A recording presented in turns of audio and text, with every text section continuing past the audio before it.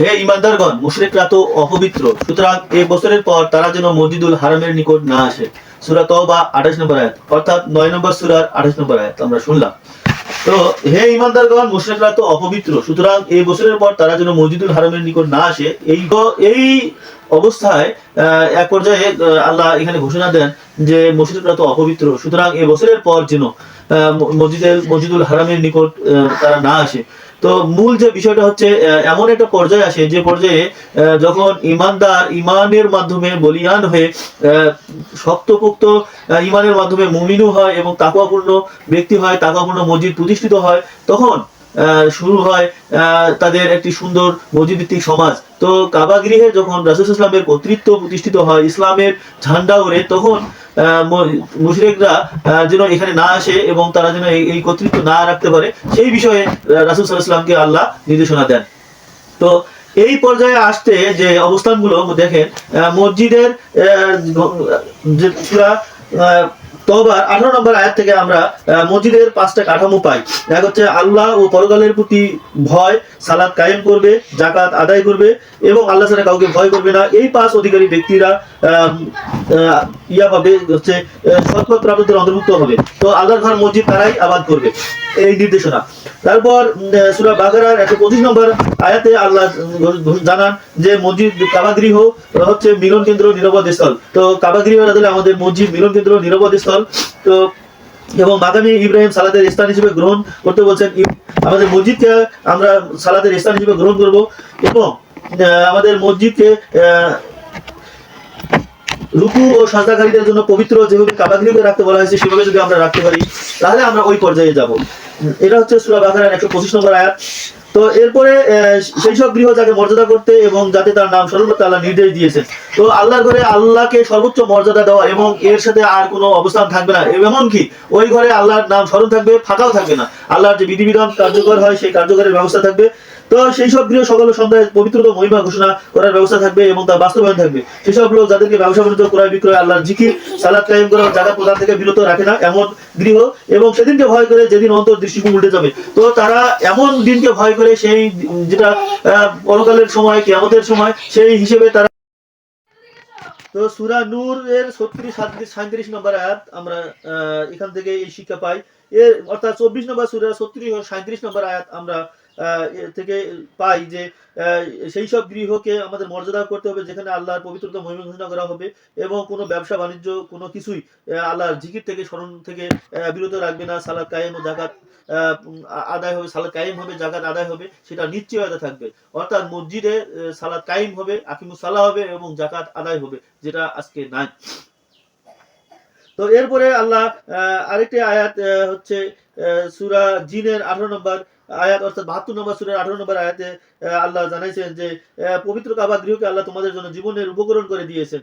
তো জীবনের উপকরণ বলতে জীবন প্রতিষ্ঠার বা আমাদের জীবনকে পরিচালিত করার জন্য যে যে সমস্যাগুলো আছে সেই সব সমস্যার সমাধান করা বা সুন্দর মতন আমাদের জীবনকে গড়ার জন্য যে একটা মডেল কাবা গৃহকে আল্লাহ সেখানে রূপরেখা হিসেবে দাঁড় করেছেন। অর্থাৎ আমাদের মসজিদের উপর ভিত্তি করে আমরা আমাদের জীবনের যে যত সমস্যা আসছে, বিভিন্ন ধরনের সমাধান করার জন্য বিভিন্ন ধরনের সামাজিক কর্মকাণ্ডগুলো আছে, এসবকে নেওয়ার একটা নির্দেশনা রয়েছে। এরপরে আরেকটি আয়াত আছে হচ্ছে সূরা ইমরানের 96 নম্বর আয়াত, অর্থাৎ 3 নম্বর সূরা 96 নম্বর আয়াতে আল্লাহ জানাইছেন যে ইব্রাহিম ধর্মের অনুসরণ করতে, আল্লাহ ইব্রাহিম ধর্মের অনুসরণ করতে বলছেন। এবং আল্লাহ তিনি যেমন মুশরিক ছিলেন না, সেরকম আমাদের মুশরিক মুক্ত হইতে হবে, আমাদেরকে শিরক মুক্ত হইতে হবে। অর্থাৎ আমাদের শিরক মুক্ত জীবন যাপন করতে যা লাগে তা করতে হবে।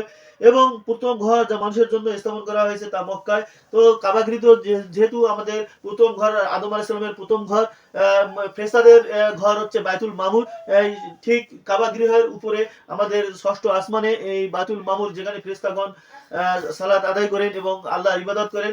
আমাদের নবী আদম আলাইহিস সালামের যে ঘর আল্লাহ দিয়েছেন সেটা হচ্ছে কাবা। নবী ইব্রাহিম আলাইহিস সালাম সেই কাবা গৃহে তার সালাত কায়েম করেছেন এবং জীবন ব্যবস্থা পরিচালনা করেছেন, সেই নির্দেশনা আমাদেরকে আল্লাহ দিয়েছেন। তো তার মধ্যে মাকামে এই যে এখানে বলা আছে তাহাতে প্রকাশ্য নিদর্শন সমূহ বিদ্যমান, তোমাদের মাকামে ইব্রাহিম একটি, আর যে ব্যক্তি উক্ত গৃহে প্রবেশ করে সে নিরাপদ হইয়া যায়। অর্থাৎ কাবা গৃহে কেউ প্রবেশ করে নিরাপদ হইয়া যায়। তো আমাদের মসজিদে যদি আমরা কেউ প্রবেশ করে সে নিরাপদ হয়ে যাবে। তো নিরাপদ হয় নিরাপত্তার কারণে। তো আমাদের নিরাপত্তা বিভিন্ন ধরনের হতে পারে। এক ধরনের নিরাপত্তা জানমালের নিরাপত্তা এই মসজিদ নিশ্চিত করবে, আমাদের অন্ন বস্ত্র বাসস্থানের যে নিরাপত্তা সেটা নিশ্চিত করবে, এবং আমাদের যে পবিত্র হওয়ার যে নিরাপত্তা, শয়তানের কারসাজি থেকে পবিত্র হওয়ার জন্য যে গাছ দাস এই নিরাপত্তা, সেই নিরাপত্তার ব্যবস্থা করবে। তো এইসব আমরা শিক্ষা এখান থেকে পাই। এরপরে আমরা আরেকটি আয়াত যেখানে হচ্ছে সূরা বাকারা 114 নম্বর আয়াত, সেখানে আল্লাহ বলছেন যে মসজিদ সমূহে তার নাম স্মরণ করা থেকে বাধা প্রদান করে তাদেরকে আল্লাহ জালিম হিসেবে বলছেন, এবং তাদের উচিত ছিল ভীত হয়ে তাতে প্রবেশ করা, এবং দুনিয়ায় তাদের রয়েছে লাঞ্ছনা এবং আখিরাতে রয়েছে মহা আযাব। অর্থাৎ এই আয়াতে মসজিদ সমূহে যারা আল্লাহর নাম স্মরণ করা থেকে বাধা প্রদান করে তাদেরকে আল্লাহ একসময় লাঞ্ছনা দিবেন। যারা এই মসজিদের কার্যক্রম পরিচালনা করতে বা মসজিদকে সুন্দর মতন বিভিন্নভাবে আমাদের সামাজিক কর্মকাণ্ড পরিচালনা করতে যে বাধা প্রদান করে। আরেকটি আয়াত হচ্ছে সূরা তওবার 107 নম্বর আয়াত। তো যে মসজিদ বানানো হয়েছে কুফরি প্রতিসাধন মুমিনদের মধ্যে উদ্দেশ্যে আল্লাহ সেখানে আল্লাহ রাসূলকে দাঁড়াতে মানা করছে। তো আমাদের যে মসজিদগুলো, এই মসজিদগুলো যদি কুফরি প্রতিসাধন এবং মুমিনদের মধ্যে বিভেদের মধ্যে যদি এরকম নোংরা পাওয়া যায়, তো আমাদেরকে সেই মসজিদকে আসলে সুন্দর করতে হবে, না হলে ওই মসজিদকে বন্ধ করে দেওয়ার ব্যবস্থা করতে হবে। তো আমাদের যে মসজিদগুলো আছে সেখানে আসলে মুমিনদের মধ্যে বিভেদ আছে, এই সমস্যাগুলো সমাধান করার চেষ্টা করতে হবে বা আমাদের করতে হবে। এবং ক্ষতি সাধন বলতে এমনও হয় যে আমাদের যে ইমাম ওলামা আছে ওনাদেরকে স্বাভাবিকভাবে যে বক্তব্য, স্বাভাবিক যে আলোচনা, সেই আলোচনাগুলো করতে দেওয়া হয় না। তো এই এই কাজটা আমাদের তারা যারা করে তাদেরকে বাধা দিয়ে তাদেরকে মুক্ত করে দিতে হবে, যে তারা মুক্ত হবে আল্লাহর শরিয়া বিধান, আল্লাহর দেওয়া যে আইন কানুন তারা বক্তব্য দিবেন, এর ক্ষেত্রে তাদের কোনো বাধা থাকবে না। তো আরেকটি আয়াত সূরা তওবার 108 নম্বর আয়াত, অর্থাৎ 107 নম্বর সূরার পরের যে আয়াত 108 নম্বর আয়াত, সেখানে আল্লাহ বলছেন যে রাসূলকে যে তুমি সেখানে কখনো দাঁড়িও না যে মসজিদ প্রতিষ্ঠিত হয়েছে তাকওয়ার উপর প্রথম দিন থেকে, সেখানে আল্লাহ দাঁড়াতে বা সালাত কায়েম করতে বলছেন। তো যে মসজিদগুলো আসলে তাকওয়ার উপর প্রতিষ্ঠিত নয়, সেই মসজিদগুলোতে যেমন আল্লাহ আমাদের এই মসজিদগুলো চিহ্নিত করে তাকওয়াপূর্ণ ব্যক্তি, তাকওয়াপূর্ণ মসজিদ করার জন্য যে কাঠামো, মসজিদের যে কাঠামো আল্লাহ দিয়েছেন পবিত্র কোরআনে, সেই আদলে যেন হয় সেই ব্যবস্থা করা। তো এই আর তাদের কি আর কি আয়াত আছে হচ্ছে তাদের কি আছে যে আল্লাহ তাদেরকে আযাব দিবেন না, অথচ তারা মসজিদুল হারাম থেকে বাধা প্রদান করে, আর তারা এর অভিযোগ নয়, তার অভিযোগ থেকে মুত্তাকিগণ, কিন্তু অধিকাংশ জানে না।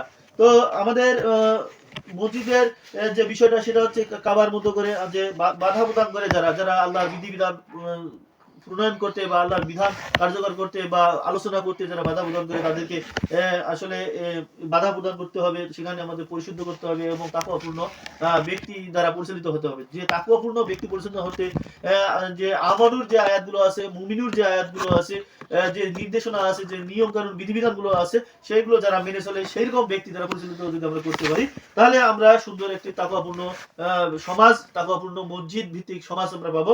আর যদি কেউ এতে বাধা প্রদান করে এবং এর বিরুদ্ধাচরণ করে, তো যারা বিরুদ্ধাচরণ করে তাদেরকে এই মসজিদ থেকে বয়কট করে দিতে হবে, তাদেরকে বাইর করে দিতে হবে।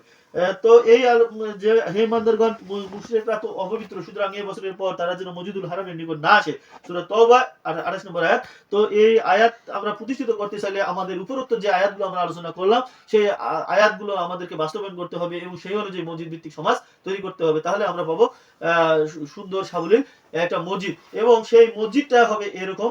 আল্লাহর একটি আয়াত আছে, হে বনি আদম, প্রত্যেকবার মসজিদে উপস্থিত হওয়াকালে নিজেদের পোশাক পরিধান করিয়া লইও এবং খুব খাও ও পান করো, আর সীমার বাইরে যেও না, নিশ্চয়ই আল্লাহ সীমা অতিক্রমকারীদের পছন্দ করে না। 7 নম্বর সূরা 30 নম্বর আয়াত, অর্থাৎ সূরা আরাফের 30 নম্বর আয়াত। যদি আমরা এই কাজগুলো করতে পারি, তো আমাদের এই আয়াতটা বাস্তবায়ন হবে যে খুব খাও এবং পান করো, এরকম একটা আমাদের সমাজ তৈরি হবে, এবং সীমার বাইরে যাওয়া যাবে না এবং সীমার মধ্যে থাকবে এমন একটা সমাজ, এমন একটা সুন্দর সমাজ আমরা তৈরি করতে পারবো। তো সবাইকে ধন্যবাদ। আসসালামু আলাইকুম।